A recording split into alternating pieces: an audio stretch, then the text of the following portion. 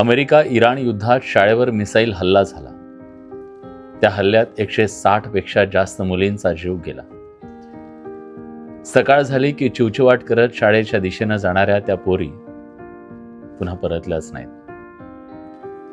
शाळेच्या ज्या उंबरठ्यावरून त्यांनी स्वप्न पाहायला शिकलं, स्वप्न पाहिलं, ती शाळा त्यांच्यासाठी स्मशान बनली.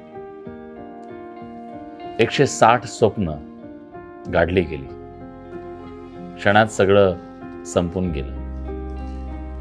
तो बाप जो रोज आपल्या लेकीला निरोप देताना तिच्या कपाळावरून मायेचा हात फिरवायचा, आज तिला शोधायला निघाला तेव्हा त्यांच्या हातात होतं एक निस्तेज शरीर. शाळेच्या गेटवरचा त्यांचा तो हंबरडा आभाळ फाडणारा होता. ज्या खांद्यावर बसून लेकीला जत्रा दाखवली असेल त्या खांद्यावर तिचं कलेवर वाहून नेण्याची दुर्दैवी वेळ बापावर येणं, यापेक्षा मोठं दुःख काय असतं? हंबरडा फोडणाऱ्या त्या आया, त्यांचे बाप, त्या ढिगाऱ्याखाली तो निष्पाप देह शोधताना त्यांची तगमग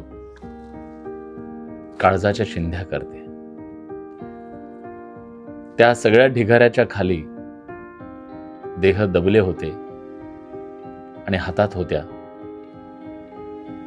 त्या वह्या, पुस्तकं आणि रक्तानं भिजलेल्या त्या बॅगा.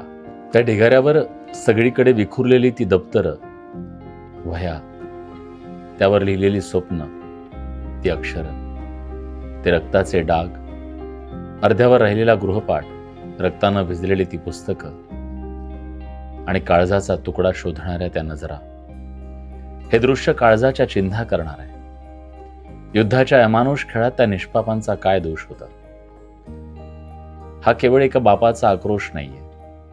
हे दुःख पचवण्यासाठी ताकद कुठल्याही शब्दात नाहीये. युद्ध निष्ठुर असतं आणि जोपर्यंत ते आपल्या दारावर येत नाही तोपर्यंत त्या युद्धाची दाहकता आपल्याला कळत नाही.